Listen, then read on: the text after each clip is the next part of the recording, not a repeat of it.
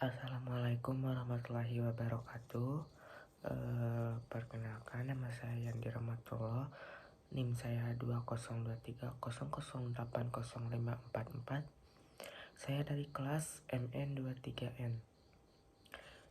Di sini saya akan memaparkan sedikit materi tentang pengukuran kinerja dan kontrol yang dilakukan menggunakan balance scorecard dan strategi mapping proses PT Bank Rakyat Indonesia Persero Tbk. Bank adalah badan usaha yang menghimpun dana dari masyarakat dalam bentuk simpanan dan menyalurkannya kepada masyarakat dalam bentuk kredit dan atau bentuk-bentuk lainnya dalam rangka meningkatkan taraf hidup rakyat banyak. Dijelaskan oleh Lubis pada tahun 2010. Jenis bank yang diakui secara resmi sesuai aturan Undang-Undang Nomor 10 Tahun 1998 yaitu ada dua. Yang pertama, bank umum. Bank yang melaksanakan kegiatan usaha secara konvensional dan atau berdasarkan prinsip syariah yang dalam kegiatannya memberikan jasa dalam lalu lintas pembayarannya. Untuk yang kedua yaitu Bank Perkreditan Rakyat atau biasa disingkat dengan BPR. Bank yang melaksanakan kegiatan usaha secara konvensional atau berdasarkan prinsip syariah yang kegiatannya tidak memberikan jasa dalam lalu lintas pembayaran. Pengertian balance scorecard. Balance scorecard adalah suatu alat manajemen kinerja yang dapat membantu organisasi untuk menerjemahkan visi dan strategi ke dalam aksi dengan memanfaatkan sekumpulan indikator finansial dan non-finansial yang kesemuanya terjalin dalam suatu hubungan sebab akibat. Menurut Lewis dan Biromo pada tahun 2010.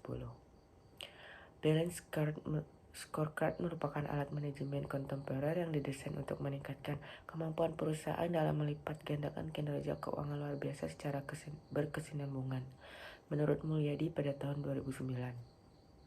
Terdapat dua keunggulan balance scorecard, yaitu yang pertama ada komprehensif, yaitu pengukuran yang luas dan menyeluruh. Komprehensif berdampak bagi perusahaan untuk lebih bijak dalam memilih strategi korporat dan memberdayakan perusahaan dalam memasuki arena bisnis yang kompleks.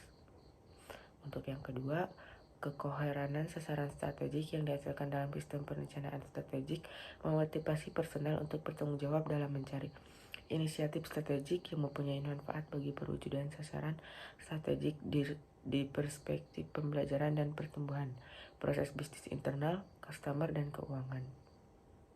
Selanjutnya yaitu analisis tolak ukur kinerja dalam balance scorecard PT BRI. Untuk yang pertama yaitu perspektif keuangan.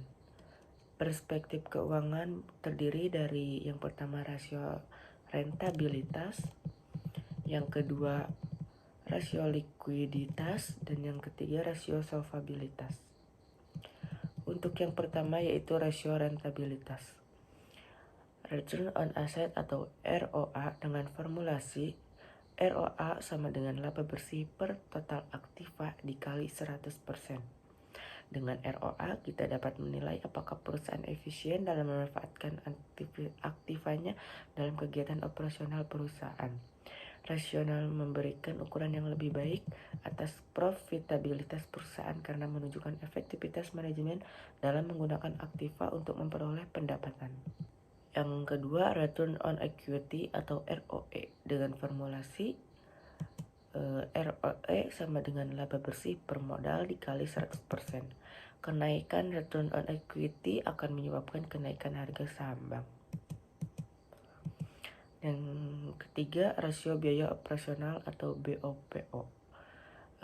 BOPO sama dengan biaya operasional per pendapatan operasional dikali 100%. BOPO merupakan rasio efisiensi yang digunakan untuk mengukur tingkat efisiensi dan kemampuan bank dalam melakukan kegiatan operasinya. Untuk yang kedua, rasio likuiditas. Rasio LDR ataupun loan to deposit ratio. LDR sama dengan kredit per total dana pihak ketiga dikali 100. Rasio loan to deposit ratio adalah rasio antara seluruh jumlah kredit yang diberikan dengan dana yang diterima oleh bank.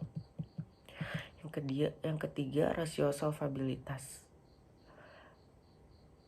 CAR sama dengan modal per aktiva tertimbang menurut risiko dikali 100%. Semakin tinggi CAR, maka semakin baik kemampuan bank tersebut untuk menanggung risiko dari setiap kredit atau aktiva produktif yang berisiko. Dan untuk yang terakhir yaitu strategi mapping proses PT BRI. Strategi mapping proses PT BRI merupakan proses yang digunakan oleh PT Bank Rakyat Indonesia ataupun BRI untuk menerjemahkan strategi perusahaan ke dalam tindakan-tindakan operasional. Proses ini dimulai dengan mengidentifikasi tujuan dan sasaran strategis perusahaan. Selanjutnya, tujuan dan sasaran tersebut dijabarkan menjadi sasaran-sasaran yang lebih spesifik dan terstruktur. Ada 5 langkah-langkah dalam strategi mapping proses PT BRI. Untuk yang pertama yaitu identifikasi tujuan dan sasaran strategis. Tujuan dan sasaran strategis perusahaan diidentifikasi melalui proses analisis lingkungan internal dan eksternal, serta mempertimbangkan visi dan misi perusahaan. Untuk yang kedua, penjabaran tujuan dan sasaran strategis. Tujuan dan sasaran strategis perusahaan dijabarkan menjadi sasaran yang lebih spesifik dan terukur. Sasaran-sasaran tersebut harus memenuhi kriteria SMART, specific, measurable, achievable, relevant, dan time bound. Yang ketiga, penerjemahan sasaran ke dalam tindakan operasional. Sasaran-sasaran yang telah ditetapkan kemudian diterjemahkan ke dalam tindakan-tindakan operasional. Tindakan-tindakan operasional tersebut harus konkret, terukur, dan memiliki batas waktu yang jelas. Untuk yang keempat, pemantauan dan evaluasi. Tindakan-tindakan operasional yang telah dilaksanakan kemudian dipantau dan dievaluasi secara berkala. Pemantauan dan evaluasi dilakukan untuk menilai apakah tindakan-tindakan operasional tersebut telah efektif dalam mencapai sasaran-sasaran yang telah ditetapkan. Dan yang terakhir yaitu tindakan korektif. Jika hasil pemantauan dan evaluasi menunjukkan bahwa tindakan-tindakan operasional tidak efektif dalam mencapai sasaran-sasaran yang telah ditetapkan, maka dilakukan tindakan korektif. Tindakan korektif dapat berupa perubahan pada tindakan-tindakan operasional, perubahan pada sasaran-sasaran, atau bahkan perubahan pada tujuan dan sasaran strategis perusahaan. Dengan menggunakan strategi mapping proses, PT BRI dapat menerjemahkan strategi perusahaan ke dalam tindakan-tindakan operasional yang konkret dan terukur. Hal ini memungkinkan PT BRI untuk mencapai tujuan dan sasaran strategisnya dengan lebih efektif dan efisien. Baik, mungkin itu saja yang dapat saya jelaskan sedikit materi tentang